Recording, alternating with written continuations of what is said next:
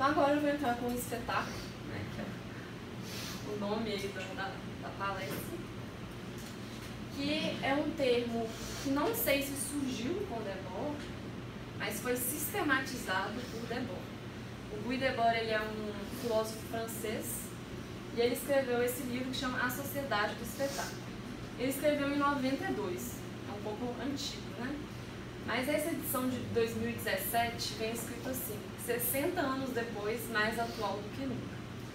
Então eu acho que, por mais que seja um livro de uma certa forma antigo, ele está extremamente atual pelo que a gente tem vivido hoje. Eu acho que o Debord, ele foi um visionário, ele começou a perceber as mudanças que estavam acontecendo, já antecipou muitas coisas, inclusive como houve uma progressão de tudo que ele estava falando, as coisas foram ficando cada vez mais enfatizadas, né, do que ele trouxe. O que é esse espetáculo? Né? Ele fala que esse mundo conectado, dinâmico e efêmero coloca em destaque a imagem e a submissão alienante ao império da mídia. Então, acho muito interessante essa submissão alienante, que a mídia é um império mesmo, que a gente vai se submetendo alienadamente, né? E esse destaque à imagem, eu acho muito interessante que a imagem vai ganhando destaque em relação à fala. Como eu falei, o simbólico é o campo da linguagem. Isso tem tudo a ver com o definitivo. Parece que o que está em predominância é o imaginário. Como eu falei, tem três registros, né? O simbólico, o imaginário e o real. As imagens ganham destaque, né? Esse imaginário, esse mundo das fantasias, das ilusões, ele vai ganhando destaque em relação ao mundo da linguagem, ao mundo da fala, né? Então é um mundo conectado, dinâmico e efêmero, né? Esse conectado, acho que dá para ver muito ilustradamente na ideia das redes sociais, né? Da internet. E dinâmico e efêmero porque esse mundo livre, né? Esse mundo que está mudando constantemente. E ele veio para alertar sobre as distorções extremas que estavam sendo vividas, né? Uma verdadeira catástrofe de sentidos. E realmente é isso que a gente observa mesmo. As pessoas usam máscaras, né, o tempo inteiro. Havendo uma dominação da tecnologia e da estética. Eu acho que isso é muito, muito contemporâneo mesmo. A gente pode observar como que realmente a tecnologia e a estética ela tem um lugar extremamente importante no mundo atual. Então é isso que vai promovendo o tal do espetáculo. Que é uma busca também de controlar os corpos e as ideias, né? Condenada ao mundo da artificialidade e sua insuficiência. Eu acho essa palavra condenada muito impactante, porque realmente o espetáculo é uma obrigação. A gente é condenado a ele, não tem como fugir disso. E é uma forma de controlar mesmo, é um espetáculo ali que é um domínio, é uma forma de poder, que está de uma certa forma querendo controlar as nossas ideias, né? Então isso vai afetar na realidade, com a obrigatoriedade do espetáculo, se tornou uma lei social é uma forma de dominar o meio, que é uma dificuldade de diferenciar desejo de obrigação. Ou, como a psicanálise prefere dizer, desejo de demanda, né? Porque você vendo ali toda hora os produtos, as coisas surgindo, o que as pessoas estão fazendo, né, nesse mundo do espetáculo, isso é muito influenciado, né? Você quer isso realmente porque você quer? Porque você deseja, né? Ou porque tem uma demanda ali em cima de seja assim, né? Faça isso. Então, por isso que é uma forma de controle. O seu desejo vai sendo apagado dentro das demandas desse mundo. E é um reino invisível, né? Que falta o olhar de quem realmente possa enxergá-lo. É muito... Não sei se pulou aqui um slide, esse negócio está dando pau toda hora. Então as pessoas vão sendo alienadas ao império estético das mídias, conduzidas a buscar e desejarem o que é postulado, né? Principalmente se a gente pensar na ideia da moda, desses ideais culturais. Então é um regime da visibilidade, de se tornar visível o tempo todo, nessa autoexposição, mas que contraditoriamente não nos deixa ver. Então isso é muito interessante, né? Como é um paradoxo aí. Então as pessoas são ajustadas, né, o modo delas verem as perspectivas que estão dominantes naquele momento. Então é um reino invisível que falta o olhar de quem realmente possa enxergá-lo. Ou seja, a gente está inserido aí num drama visual mesmo.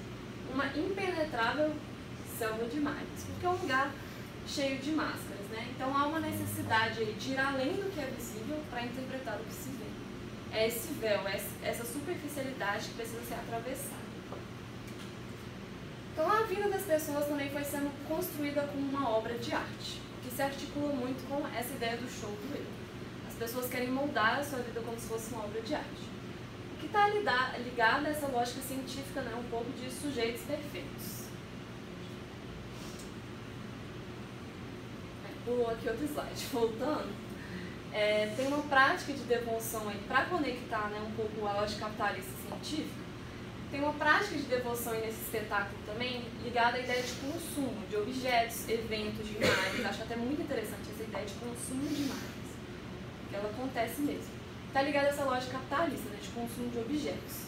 E a indústria do conforto, que também faz parte desse espetáculo, que prega uma urbanização e uma infraestrutura, está ligada a essa lógica científica, né, desse progresso e desse anseio por progresso e desenvolvimento.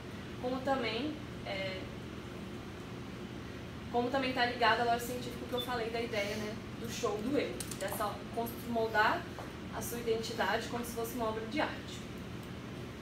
E a tela começa a absorver o olho, né, e o corpo começa a ter extensões midiáticas. Ou seja, não só os gadgets, né, esses smartphones estão o tempo todo, né, captando o nosso olhar, como ele está o tempo todo com a gente, né, como se fosse uma extensão da gente mesmo. Então vira realmente um sistema ali que se retroalimenta de alienação.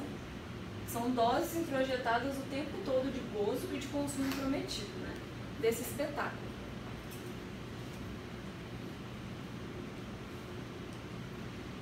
E o Debord tem essa fala que eu acho muito interessante, que é que o sintoma de nossa época evidencia-se pelo fato de que somos observados e observamos o tempo todo, né? Então tem um pouco do olhar aí no jogo também, né? Da gente olhando o tempo todo o outro e também a gente sendo olhado o tempo todo. E por isso a gente vai se moldando cada vez mais para esse olhar do outro, né? E as pessoas começaram a ser julgadas mais ainda pela sua visibilidade em posições virtuais do que pelos seus atos. E é muito interessante isso, né? Então vamos entrar agora no mundo virtual. Eu vou trazer a ideia do cyberespaço, né, e também dos significantes. Eu me baseei em... Esses três primeiros autores, eles são filósofos e sociólogos, e o último é psicanalista. Então vamos lá. O que o Tapias fala, né? Ele fala que foi havendo aí uma nova civilização de inovações tecnológicas que foi criando um meio inédito. Tem três ambientes, né, para além da natureza e da cultura, agora a tecnosfera ou infosfera, né, que é esse mundo da tecnologia e da informação, que vai alterar constantemente os outros dois ambientes, que é a cultura e a natureza, né? Então a cultura digital foi sendo naturalizada. O que é isso? Ela é cada vez mais parte da nossa realidade e cada vez a gente percebe menos os seus efeitos. Ela foi naturalizada. É interessante que não existe mais a dicotomia, né, entre real e virtual. Porque o virtual ele é real, ele faz parte da realidade. Agora o que a gente fala é a dicotomia entre real e presencial. Virtual e presencial, né? Porque a virtualidade ela é parte da realidade, ela foi naturalizada no nosso cotidiano. E o Gerro contribui, né, falando que ainda há uma personalização da tecnologia, né, que as pessoas através da internet elas vão tentando fazer uma criação de si, do eu. Eu acho que isso fica mais evidente em épocas da vida que essa pergunta, né, quem sou eu, fica mais crítica, ela grita mais alto, porque é uma pergunta que gira em torno da gente o tempo inteiro. Mas principalmente na época da juventude e da adolescência, essa é uma época que essa pergunta grita. Então a tecnologia, ela ajuda com essa pessoalização e criação de si, né? Essa criação dessa identidade. Mas que vai mudar a forma como as pessoas se pensam, se veem e se percebem, né? Um exemplo aí um pouco geral, assim, um exemplo fácil de observar. Por exemplo, quando você tira uma foto, né, você posta, você pensa, tô bonita, aí você vai lá e posta. Mas aí você não recebe tantos de likes ou comentários que você gostaria. Aí você começa a olhar diferente pra essa foto. Ah, não sou bonita igual eu achava que era, né? Então, assim, só um exemplo bem cotidiano para mostrar que realmente, né, vai mudar como as pessoas se pensam, se veem, se percebem através da internet. O Bargan ainda vai trazer como que a internet virou também um espaço para a construção e reconstrução do eu, onde a pessoa cria personagens de si mesma, né? Que eu acho que, por mais que está um pouco já antigo, acho que isso pode ser muito ilustrado quando teve o Orkut e aquela ideia dos fakes, né? As pessoas criavam fakes na internet. Então é um pouco disso, ela possibilita você criar personagens de si mesmo também. Então a identidade também vai sendo atravessada com uma infinidade de possibilidades. Também uma infinidade de ofertas, infinidade assim, do que você pode ser, e você ainda podendo experimentar essa infinidade através da internet. Provoca uma crise de sentido, né? Não tem muito sentido ali um fio condutor. É tudo errante, né? De uma certa forma. E aí, Veras vai falar então que os fatos ficam em segundo plano, que conversa um pouco com o que o Debord já alertou, né? Que as posições virtuais começam a ser mais importantes do que os atos. Então, dá um destaque aos estilos diversos, cada um se conecta com o outro através das redes sociais. Então vai haver um fluxo de informações aí que vai quebrar essa barreira entre o privado e o público. Tudo é público, tudo é exteriorizado agora, essa ideia de intimidade, né? Tudo vira letra efêmera, essa letra líquida também, que vai, que passa, que atravessa.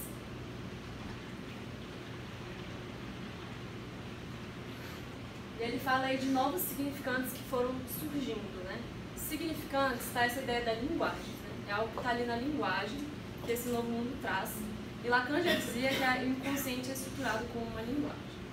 E eu acho que o que diferencia a gente, por exemplo, dos animais é principalmente a questão da linguagem, né? Então a linguagem ela é extremamente importante. Então essas palavras que surgem, esses significantes, eles alteram a nossa forma de vida. Ele vai falar aí do significante deletar. Que as relações também começaram a ser cada vez mais passíveis de serem deletadas. Do ficar, né? Ficar é algo que apenas aproxima os corpos, né? Ficar passou a ser mais importante do que perdurar, né? Desvinculando as narrativas amorosas do amor. E o vácuo vem para mostrar o vazio puro e imperfeito, sem máscara, né? A máscara caiu. E o seguir foi um significante, na verdade, que eu pensei, não foi do Veras, que eu acho que a gente coloca as pessoas muito como um espelho identificatório, né? A gente segue não só no ambiente virtual, a gente segue para além dele, a gente é inspirado por essas pessoas, né? Não é à toa que tem aí o termo digital influencers, né? A gente segue as pessoas nos hábitos, nos modos de vida, não só nos perfis dela, né? A gente está seguindo elas, moldando a nossa vida a partir do que essas pessoas fazem também. Então, todos esses significantes vão afetar a forma que a gente faz laço social, né? E tem essa fala dele, né? É impossível dissociar esses significantes a tecnologias que aportam um novo modo de conexão entre dois seres falantes, né? Evidenciando um pouco isso que eu falei. Nós somos seres falantes. A linguagem é muito importante para a gente. A linguagem afeta a gente o tempo inteiro. Ele vai falar também, né, um pouco do que eu já falei na questão de desejo e obrigação, que o ambiente virtual passou a ser mais a demanda e menos do desejo, né? E entrando um pouco rapidamente com Lacan aqui para explicar para vocês o que é desejo e o que é demanda. O desejo vai ser sempre ser um desejo do outro. É um processo de alienação que é exteriorizado se aliena no simbólico, né, que é o que diz da falta, que diz aí de uma certa linguagem. E a gente deseja o outro, né? O nosso desejo é o desejo do outro, e por isso que é um processo de alienação. E a demanda já é um pedido que depois é recusado. Não é isso, né? Tem até uma frase de Lacan que ele fala assim: peço-me que recuses o que te ofereço, porque não é isso. A gente oferta na esperança de que algo seja devolvido. Ou seja, não é o que é ofertado, mas é a oferta em si que importa. E Veras vai assim, resumir essa questão de desejo e demanda com Lacan, falando basicamente que a demanda é sempre uma demanda do mesmo. Você está imitando, de uma certa forma, né, a demanda do outro vira a sua demanda, havendo uma ilusão de satisfação. E o desejo é sempre o desejo de outra coisa, havendo uma falta. E como o mundo é o mundo da demanda, né, o mundo virtual é o mundo da demanda, as máscaras são iguais, havendo aí um baile de pulsões. E agora entrando com um pouco dos blogs, né, eu utilizei Lima, que é uma psicanalista que ela fala sobre a escrita virtual na adolescência. E ela vai falar, né, que o diário íntimo, que antes era escrito, agora ele é postado, né, ele virou público. E virou uma produção cultural, um não lugar que está à espera de algo, né, de janela em janela, de perfil em perfil. E ela usa essa frase que eu acho muito linda, né, que é um lugar entre o sonho e o despertar.